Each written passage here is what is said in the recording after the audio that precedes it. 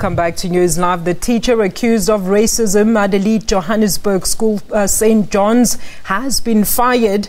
Gauteng Education MEC Panyaza Lesufi had given St. John's until 1 o'clock today to review a decision to retain the teacher at the school after he received a final written warning.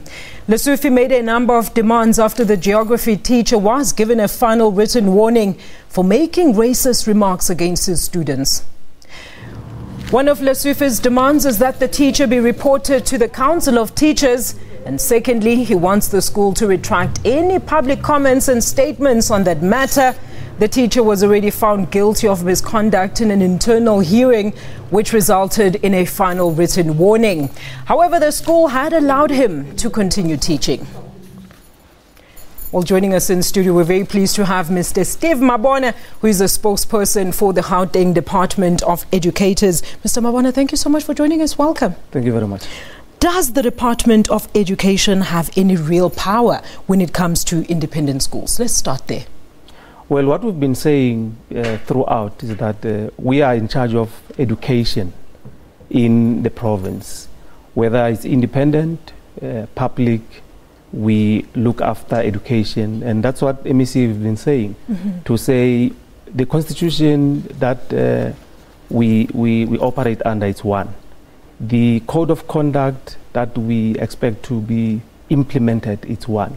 Hence, we met with the Independent School Association to say, why can't we meet probably in September, have a summit? We look at all the issues that parents are raising, because they are sending complaints to us.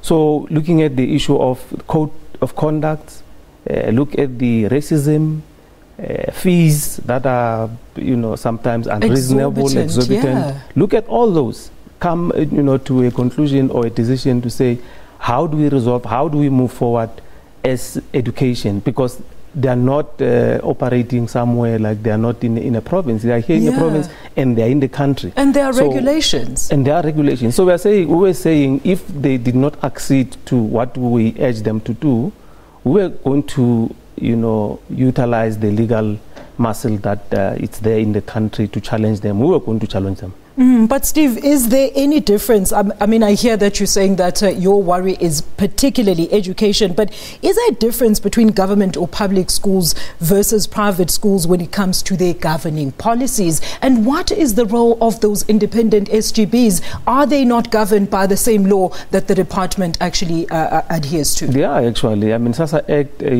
manages all of us.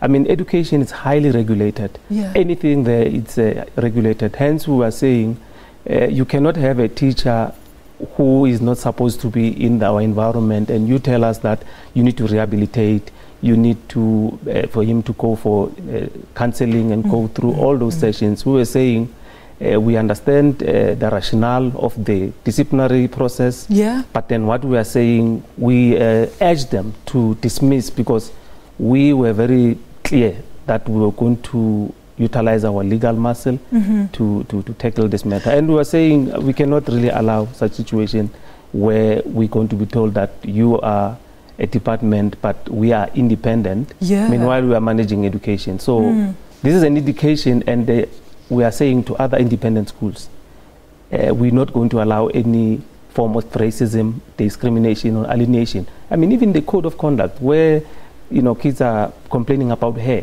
If you have a code of conduct, what you are pushing its neatness, that learners must be disciplined.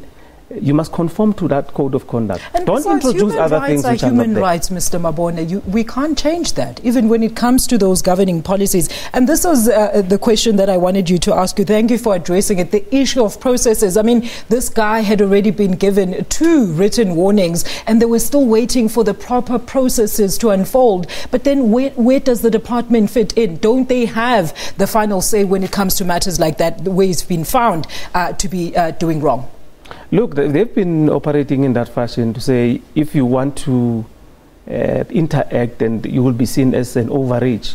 But we are saying there's no overreach, because we are responsible for education in the province.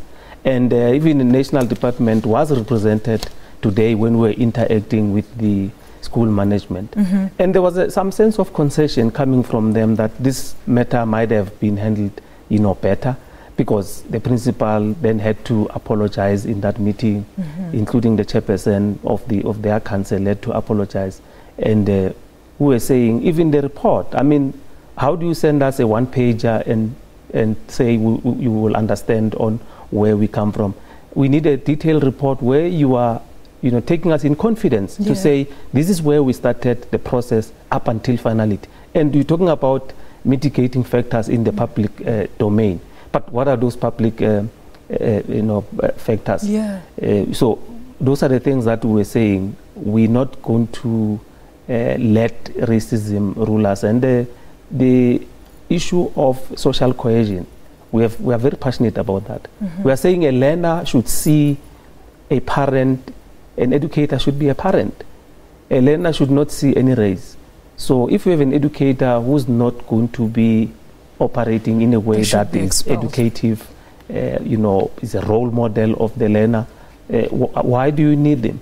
Whether you want to rehabilitate, but probably you can accommodate them in a different environment, not where learners need to look up to him or her. Mr. Mabona, I mean, the abuse of power allegations, we hear that at the school today, even more lecturers have come out and spoken on issues about victimization. We know that he was given until 1 p.m. today. Well, the school was given until 1 p.m. today to fire him, and he was fired.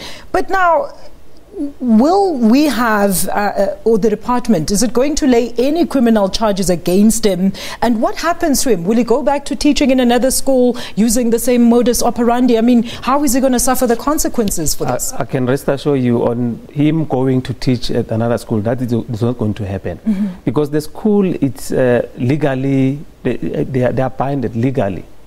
There's an obligation legally for them to report him to the South African Council of Educators, so that they can then sit and take that case and call him to come, and take responsibility of what he did. Found him guilty, strike him off the roll. But if he doesn't cooperate as well, he will know that he will be, they'll just strike him off the roll. So there's no way where he's going to teach.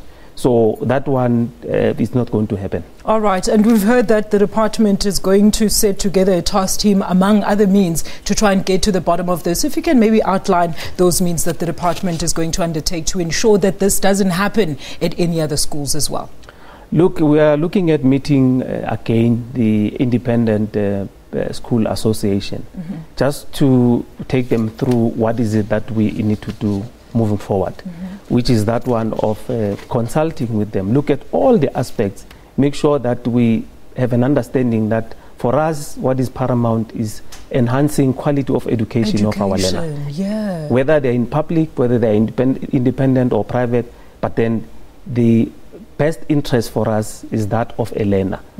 And other stakeholders, they are there in the environment, but they should not really supersede a learner. So that's where we're going. So we'll be interacting with the relevant bodies and see on how we can work together, making sure that we look at very interesting issues that we think we need to urgently look at, most especially when we look at the code of conduct and the way people are operating in this different. A quick one, Mr. Mabon, before I let you go. Are students the ones who have raised the matter or feel they were victimized? Are they?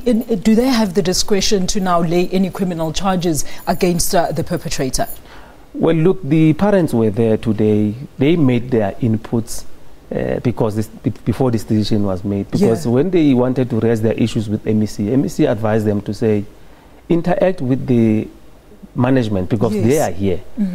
Deposit your inputs so that when they make the pronouncement, you would have been part of the process. So there's so many things that were raised, so many complaints that we received from parents, and we're not going to stop here. Hence we said probably we need to interact more and make sure that we interact with more of these independent schools, more of the public ordinary schools, because you still find the public ordinary schools where we have this element of racism, element of discrimination and alienation of learners. And these task teams will be going across the including staff. I mean, the black staff at this school wanted to meet with the MEC, but then MEC said no, probably you need to iron out your issues with the school, and when probably you're not succeeding, probably we can look at what you're complaining about, because we can't be now going to manage schools. Absolutely. For us is to give guidance and make sure that schools operate functionally, and we have the 100% that